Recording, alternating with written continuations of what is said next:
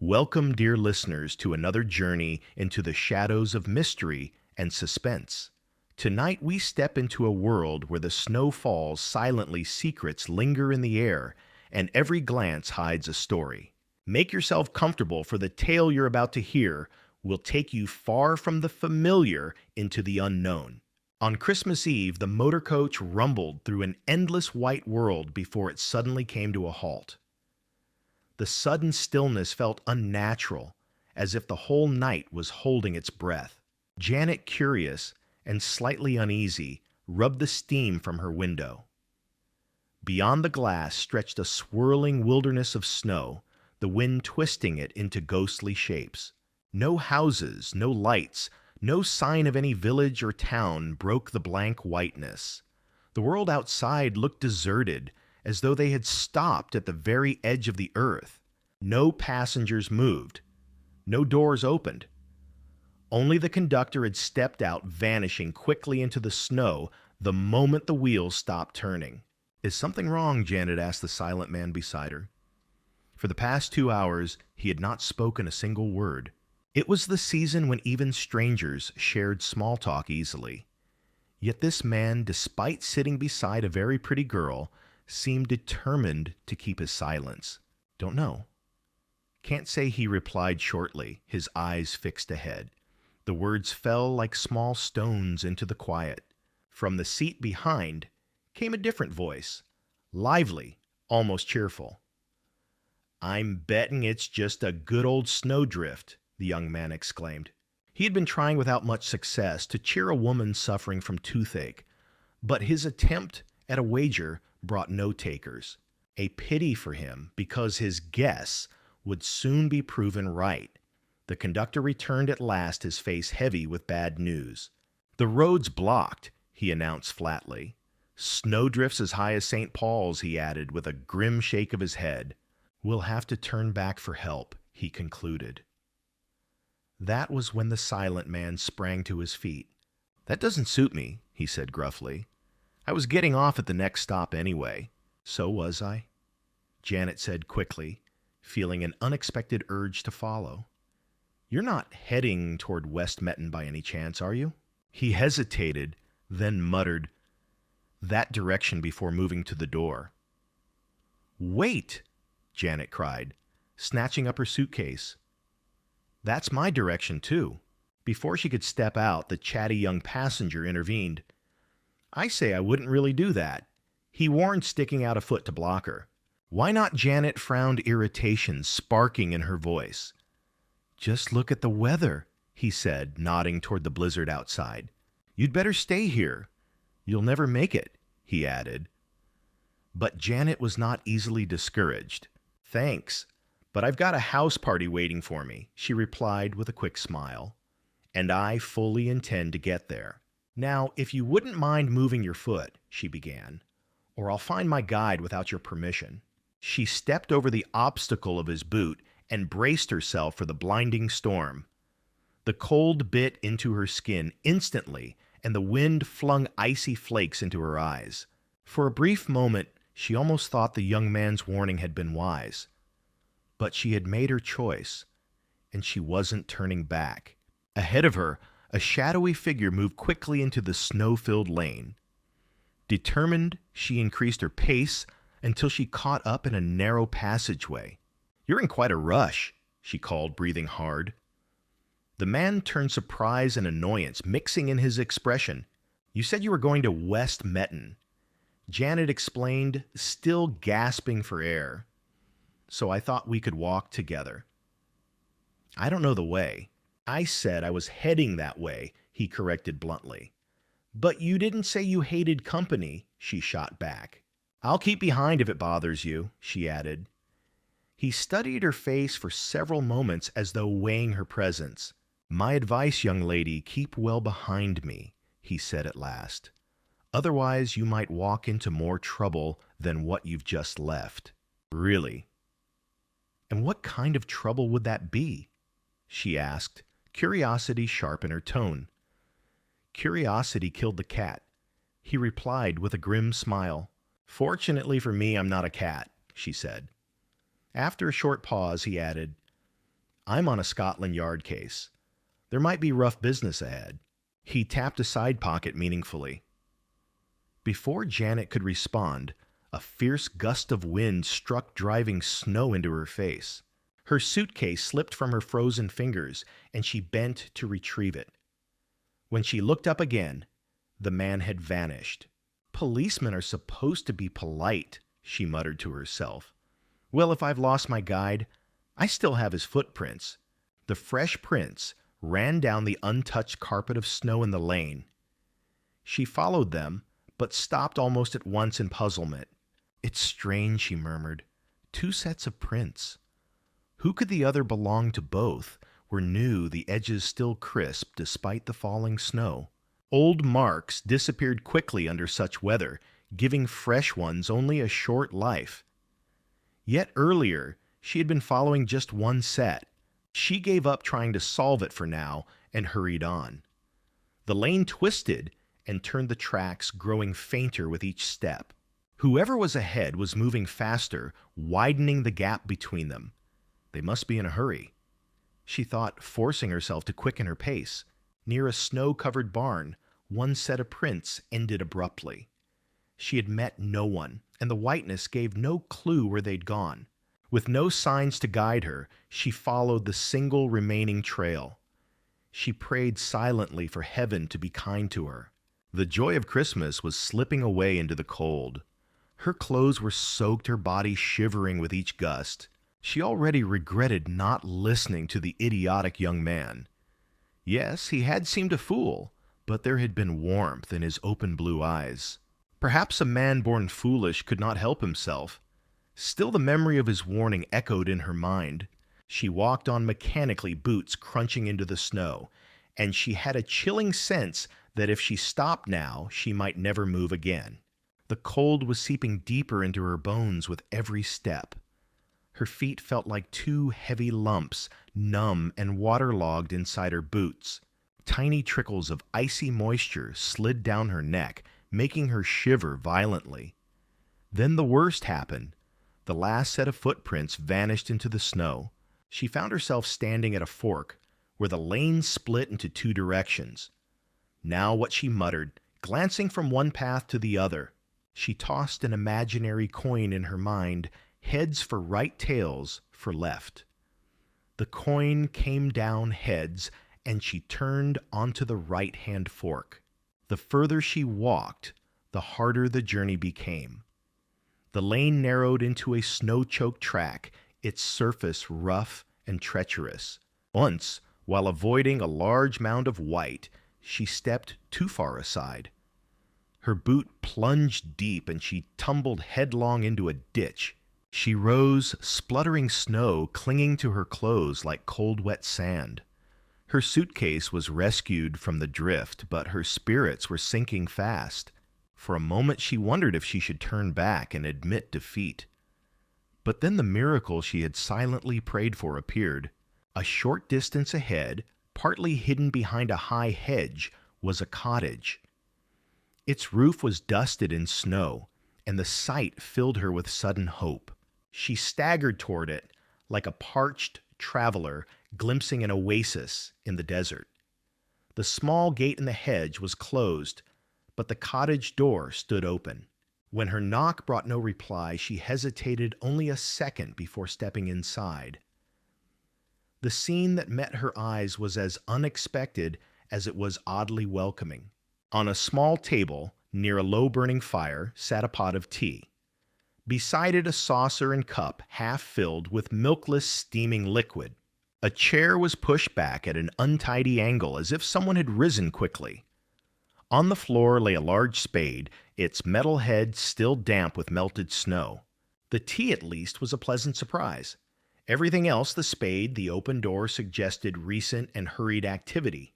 Apart from these modest signs of occupation, the house seemed empty. Dust lay everywhere, and the air carried a musty, closed-in smell. Anybody at home, she called into the silence. Only her own voice came back in a dull echo. She stepped to the table and touched the cup. The tea was still hot. The spade's damp blade showed it had been used very recently. Her eyes turned to a door at the back of the room left ajar. She was about to call out again when she froze, listening intently. A faint sound drifted from the other side, strange, irregular, and rhythmic. At first she couldn't place it, but as it repeated, she formed a guess. It was like the wheezy breathing of a short-winded ghost. Not that she believed in ghosts, at least not entirely. "Are you coming in, or shall I come out?" she called boldly. After a pause, the door creaked open, and a head appeared cautiously. It was not an attractive head, pale small with straw-colored hair, a flat nose and two eyes that seemed to disagree where to look. The rest of the man followed almost comically, as if he were a bad joke. For a few seconds, beauty and ugliness stared at each other in silence. Then, in a hoarse voice, the head asked, "Who are you?" "My name won't interest you," Janet replied evenly. "But my condition might if you've a heart. I'm cold-soaked and completely lost." "Oh, have you?" he said, blinking slowly. "Yes, I've got a heart, but it's not a strong one. You gave me a proper scare, you did." "I'm sorry," Janet said. "May I know who you are?" "Mio Caretaker," he replied. Now, stepping fully into view, she saw his shabby, ill-fitting suit. He didn't look like a man earning much from his work. "I was just having a cup of tea," he went on. His eyes shifted toward the spade. "After doing a bit of snow shoveling. Dropped it when I heard you coming." "Did you think I was a ghost?" she asked lightly. His crooked smile was oddly unsettling. "That's right. Miss being alone in an empty house gives you the creeps. Especially at Christmas, eh? That's right, isn't it?" He looked at her earnestly before lowering his voice. "This house is... well, I wouldn't recommend staying here right now." "I'm not in a mood to be particular," she pointed out firmly. "Oh, where are you trying to get to?" "West Metten. Never heard of it," he said bluntly. Her astonishment made him add quickly, "See, I've only been caretaker here a couple of days. You'd better ask someone else." "Thank you, but who?" she pressed. He scratched his head, offering no useful answer. "Listen," Janet continued, "I don't want to trouble you, but I'm in a dreadful state. If I could just sit by your fire for 10 minutes and dry myself, and if you'd pour me 1 cup of tea from that pot, I'll give you a very good Christmas present." From her soggy bag, she pulled a dry 10-shilling note. The caretaker's eyes lit with sudden interest. "And if you could add a towel," she said quickly, "and give me 10 minutes alone, I might turn this note into £1." "It's a deal," the caretaker exclaimed. He hurried into the kitchen and returned moments later. In his hands was an empty cup and a roller towel. "Found this hanging up, hope it'll do," he rasped. "The cup's clean. Any chance of a drop of milk?" Janet asked. He shook his head. "Sugar. Sorry, miss," he said with a shrug. "I ain't stocked the place proper yet. The bloke who hired me left no stores, only tea, but there's plenty of that in the pot. Suit yourself, miss. You can have half an hour if you like. I'll go back to my digging." He grabbed the spade and left the room quickly. Janet heard his hurried footsteps fade across the floorboards. She gazed after him, frowning slightly, trying to quiet the uneasy thoughts stirring in her mind. Of course, it hasn't been shopping weather lately, she reflected. But if you've been here 2 days, Mr. Caretaker, have you lived only on tea? And whose ghost were you expecting to walk in? She shook her head. Such things were none of her business. Her concern was to make the most of her half hour, and she set about doing so very thoroughly indeed. She locked the parlor doors to keep her privacy. Then she drew a blue check curtain across the window, letting pale, subdued light seep in. It brought her a strange sense of comfort. The small fire flickered warmly, adding to her pleasure. Secure from interruptions, she removed her wet coat and slipped out of her dress, almost purring, as the fire's heat caressed her bare arms. This is the moment for tea, she thought. Filling the empty cup, she sipped carefully. Without milk, the tea was still too hot, but the ritual itself felt pleasant and calming. Somewhere outside, she thought she heard the scrape of a shovel, but she could not be sure. Was it coming from the back or the front of the house? Curiosity stirred. She moved toward the window. Yet as her shadow fell across the blue check curtain, she quickly stepped back, retreating into the room again. She heard soft footsteps outside. He was in the front. "Well, I hope he's enjoying himself," she murmured. "It isn't my idea of fun." Nearly tripping over her suitcase, she got another idea, perhaps just an extension of a previous thought. She opened it, lifting away a layer of gifts meant for people in West Milan. Beneath the presents lay a fresh set of lingerie. She stripped away each damp garment, feeling her spirits lift with every step. Life seemed to be growing better by the minute. Naked, she laughed aloud at the absurdity of the scene. What would the absent owner think if he knew how his parlor was being used? Amused, indignant, pleased, or thoroughly annoyed? Well, he'll never know, so why worry? She said to herself, laughing again. But her mirth froze as an unfamiliar sound cut through the velvet silence outside. She stood rigid, waiting for it to repeat. When nothing came except her own pounding heartbeat, she dressed quickly, as if speed alone could drive away unease. Of course it was nothing. Perhaps an owl's hoot, an animal in the snow, or the whistle of a distant train. Yet the caretaker's ghost story had given her the jitters. Redressed, she unlocked the back door reluctantly. "Are you in there?" she called into the dim kitchen. Her own echo came back, mocking, almost unpleasant in its tone. Frowning, she unlocked the front door instead. Dusk had fallen abruptly thick with snowflakes. At first she saw nothing but the falling white curtain drowning the world. Gradually shapes emerged, the heavy-laden trees, muffled bushes, the hedge along the boundary. But there was no sign of the pale-faced caretaker anywhere in sight. Her thoughts swung wildly. "I must find him," she told herself, then changed her mind. "Why should I? I'll meet someone who can give me directions." "No, Janet, stop lying to yourself," she countered. "You know you can't leave yet. You haven't even paid him." She considered leaving a note on the table, but rejected it instantly. She had almost resolved to brave the snow when a figure appeared from around the wall. At first she felt relief, thinking it was the caretaker, but the shape was too large. Even the tricks of the snowfall couldn't make him so tall. The man stopped staring at her. She stared back, equally surprised it was the Scotland Yard detective. "Get back," he ordered sharply. He advanced, pushing her back into the room without ceremony. He followed inside, scanning quickly before closing the door. "How did you get here?" he demanded. Her nerves were frayed, and she wasn't in the mood for interrogation. "How did you—" she shot back. "You seem very disobedient." He frowned. "I think I told you not to follow me, and I seem to have got here first," she replied coolly. "Are you sure you didn't follow me?" he pressed. "And what right have you to call me disobedient? I'm not under your orders," she said sharply.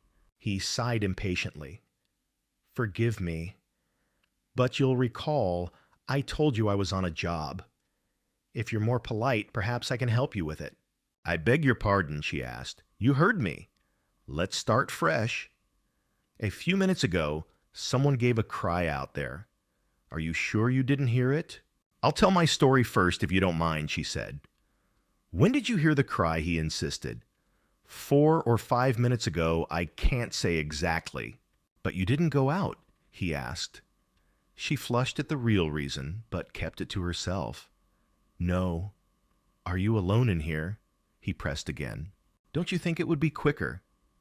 She suggested if I told you my story in my own words, unless it might be wiser to head outside first and investigate the source of the disturbance.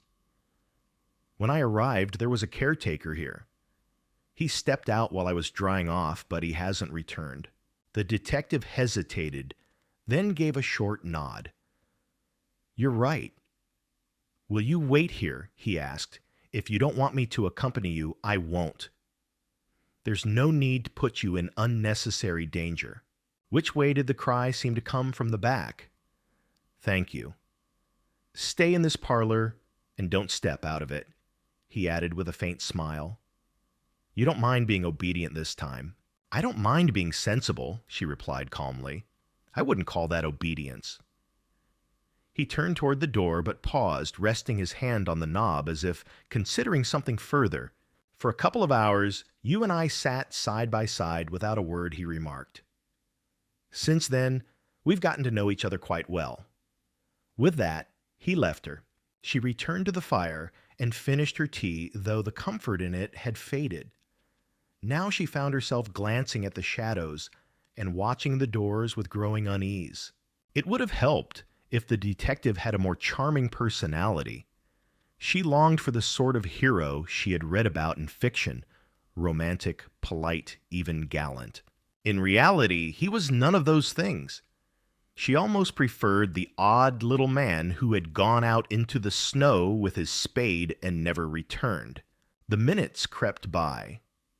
A grandfather clock on the wall might have ticked them away, but it had stopped like everything else except the falling snow. She stopped herself from pacing.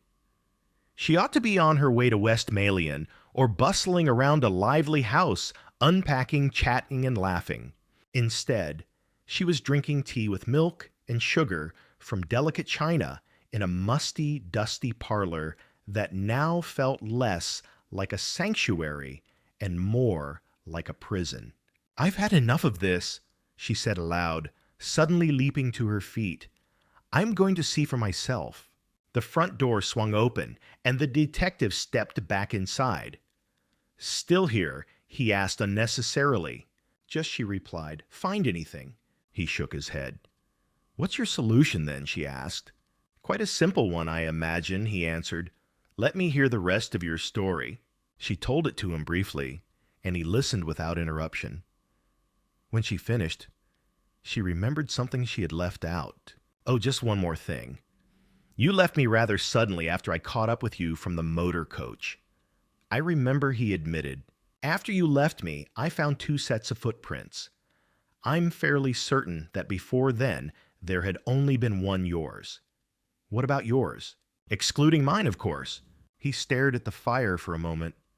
Yes, you're right. And it fits the whole picture. Here's my side of the story. I told you I was on a job. Your so-called caretaker was the job. I came to this area to track him. He broke out of prison a few days ago and was reported nearby. Just as we were talking in that lane, I saw him dash past. I've been chasing him ever since. You mean he came here? She asked. Obviously thinking himself safe, he lit a fire and made tea. Then you walked in, gave him the fright of his life. He probably thought you were me. He pretended to be the caretaker, played his part carefully, and when he got the chance, he slipped away. He stretched those 10 minutes into half an hour to give himself more time. I see, Janet said slowly. But what about that cry? He probably tripped and banged his nose. You don't bang your nose in soft snow, she countered. I've tried. You might hit it on something else, or think you will. But if he was escaping, why not leave immediately? I've told you he had to pose as the caretaker first to make sure you weren't suspicious. He didn't want you following him. You misunderstand me, she said firmly. What I mean is, why didn't he leave the moment he left me last? How do you know he didn't?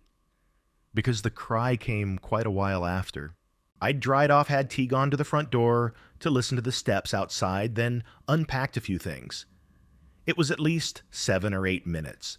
I see your point, said the detective. It's a good one. Then how do you explain it? He may have been delayed by something unknown to us, or the cry may not have come from him at all. From whom, then? An owl. I thought of that. Think of it again. Yes, but now I'm thinking of something else, she said. For a modern young lady, he smiled. You do a surprising amount of thinking. What is it this time? His spade. What about it? If he just came here to hide from you, if he wasn't a caretaker, why was he digging in the snow? Maybe he was trying to make a hiding hole. Did you find the spade? Not a trace of it. She stared at the tip of her shoe before asking her final question. Can you tell me the way to West Metten? He laughed. This time our thoughts match, he said. I was just about to suggest you continue your journey. I'm afraid I have a little disappointment for you. He began, his tone almost casual. What is it? She asked, bracing herself for some unpleasant truth. The direction of West Metten, he said, pausing as if weighing his words. A detective on the job doesn't like to give away his own route in public. So when you asked on the coach, I implied I was heading that way, he continued. In fact, I was going in precisely the opposite direction. You'll remember I tried to dissuade you from following me, he added dryly. But you were somewhat pig-headed. Return to the high road and take the lane on the other side, he instructed. Thank you for not very much, she replied, her voice sharp. What will you do now? She asked. Light a pipe, take 5 minutes by this fire, and then catch my man. Good afternoon. He opened the front door and gave her a stiff little bow. She picked up her suitcase but paused in the doorway.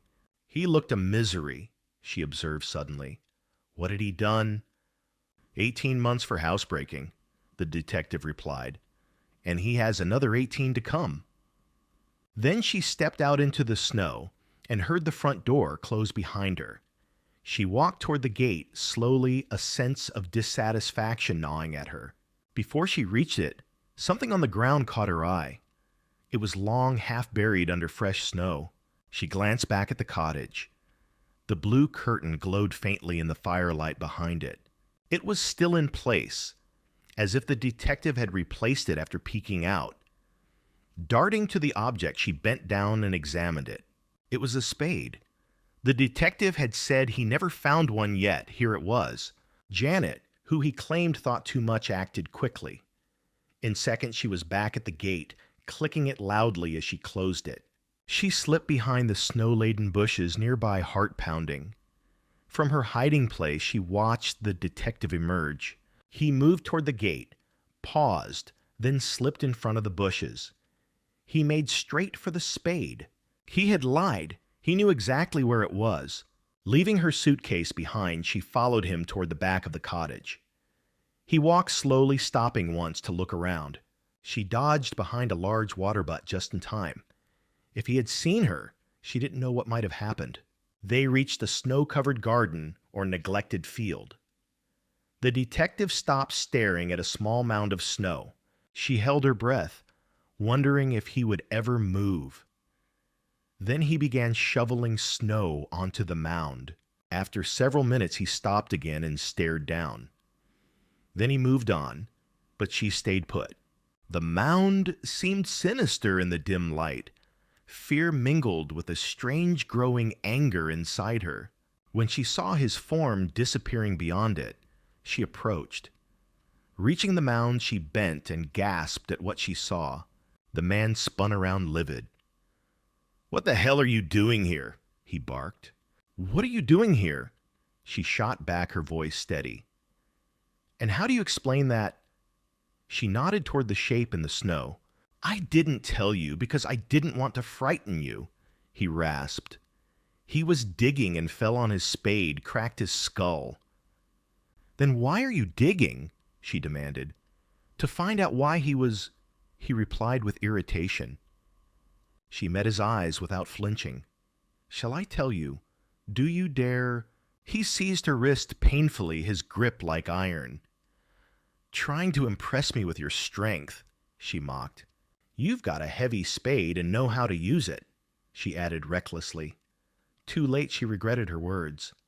In a sudden frenzy, he raised the spade. She knew it was not the first time that day he had done so. But the next moment, the weapon dropped harmlessly to the ground. The man collapsed with a cry of pain. "Put your hands up, Benson," came a quiet voice behind them, "or the next one won't be in your foot." Janet turned weakly. It was the laconic young man from the coach. The man lay on the frozen ground, eyes full of helpless fury. He obeyed reluctantly when the newcomer stepped forward, metal cuffs clicking shut. A cold wind swept snow across the open clearing. After securing him, the younger man bent toward a small mound, brushing snow aside with steady hands. For a long pause, he stared silently at the hidden object beneath the thin crust of ice. "I see you found Smith," he murmured quietly. "That treacherous rat," Benson growled in return. "You ran your mouth too much before, didn't you? Trying to play clever all over again. And so," continued the young man, voice calm, "you escaped prison, racing him to the place. Yet it seems you've lost the contest." He added with pointed satisfaction, eyes never leaving Benson's. "Well, Benson," he pressed, "which one of you dug up the jewels from the West Metten heist, you or Smith?" Benson's lips twitched dryly. "Didn't speak then," he muttered, "and not speaking now." The young man shrugged. "It hardly matters. I didn't stop you earlier because I needed you to lead me here. My only mistake," he admitted, glancing toward Janet, "was showing myself too soon that lane. You recall," he went on, "I tried to keep you from following him." Janet nodded. "Yes, I suppose it was you who made him vanish so suddenly and left a second set of footprints behind." "Exactly," the young man confirmed. "I followed, but he was faster lost him for 30 minutes. His face turned stern again as he addressed Benson. "Come along. Let's see where you've been digging." He took up the spade, forcing Benson forward over the crusted snow. Janet trailed behind, watching in silence as they stopped over a hollow. Suddenly, the young man let out a sharp exclamation. Kneeling, he reached into the loosened earth, lifting a long, shimmering rope of pearls into the pale winter light. The delicate jewels gleamed faintly, their beauty stark against the black soil and snow. "May I?" Janet asked softly. The young man turned, studying her with raised brows. Even Benson, still shackled, momentarily forgot his aching foot, distracted by the unusual request from their quiet companion. "I'm spending Christmas at the house where this was stolen," she explained. "I'd like to return it as a gift to my hostess." Her voice carried a calm assurance that contrasted with the scene around them. But the young man shook his head. "For 2 hours, I've sat behind you, tempted to know you properly. I'll return it myself tomorrow, using it as my excuse for a proper introduction." The charm in his voice faded into formality again. "Now, since the snow has stopped, perhaps you'd better carry on with your evening, and I'll carry on with my work here." Janet walked away in the correct direction this time. By logic, she should have been thinking of the intriguing stranger she would see tomorrow, but instead her mind lingered on the mound of snow. Beneath it, she remembered, had crouched a small, pitiful man with a crooked gaze, a man for whom tomorrow promised nothing. No hope, no future, only the cold, final silence of his fate. Jefferson Farjeon came from a remarkably artistic family. His mother, Maggie, was the daughter of actor Joseph Jefferson. His father, Benjamin Farjeon, was a Victorian novelist born in Whitechapel to an immigrant family struggling financially. Benjamin traveled extensively before eventually returning to England in 1868. Jefferson's uncles included Herbert, a dramatist and academic, and Harry, who built a career as a composer. His Aunt Elena became a writer of children's books, adding to the family's creative accomplishments. His daughter, Joan Jefferson Farjeon, 1913-2006, worked as a theatrical set designer. The household environment was one where literature, music, and theater were intertwined, making it no surprise Jefferson himself pursued the arts with deep commitment. For a decade, he worked at Amalgamated Press in London before turning to freelancing. Once independent, he devoted 9 hours a day at his writing desk, producing fiction with steady discipline and intense focus on craft. One of his best-known works, Number 17, 1925, was adapted for film several times, most famously by Alfred Hitchcock in 1932. The story later appeared as a novel in the Penguin crime series in 1939. He also wrote the screenplay for Michael Powell's My Friend the King and supplied the story for Bertold Viertel's The Ghost Camera, 1933. His creative range spanned plays, novels, and cinematic narratives. Dorothy L. Sayers, a notable peer in detective fiction, praised his crime novels as unmatched for their eerie mastery and complex adventures. She particularly admired his ability to sustain mystery while keeping the reader unsettled. The Times Obituary highlighted his clever and entertaining plots with well-crafted characters. The New York Times praised Master Criminal 1924 for its brisk style and tightly woven narrative, multiplying intrigue with each chapter. The Saturday Review of Literature described his 1942 novel, Death in the Inkwell, as amusing, satirical, and often thrilling. Even moments of humor slipped naturally into his otherwise tense, fast-moving stories. Some plot turns in his work could be surprising, even provocative. In one example, a young woman enters a cottage and unexpectedly strips to her lingerie, a scene that leaves the reader momentarily startled before the tension resumes. In 2014, the British Library reissued Mystery in White: A Christmas Crime Tale. The book's success led to renewed attention for Farron's work, resulting in further reprints of 13 Guests and The Z Murders. Mystery in White also found audiences abroad with translations into Italian, French, Dutch as Mystery in the Snow, German, Russian, and Polish, demonstrating its wide appeal beyond English-speaking readers. This revival was part of the British Library's broader project to bring back classic British detective and ghost stories from their archives. The initiative earned praise for making these vintage works accessible again. The sustained interest in Jefferson's fiction shows how stories of suspense, wit, and ingenuity can endure across decades. His work remains both a historical artifact and an ongoing source of entertainment. Thank you for joining me on this fascinating journey into the world of J. Jefferson Farrar and his enduring legacy. If you enjoyed this story and want to hear more captivating tales from the golden age of detective fiction, don't forget to hit the like button, share this video with friends who love a good mystery, and subscribe to the channel so you won't miss our next thrilling adventure. Your support keeps these forgotten stories alive.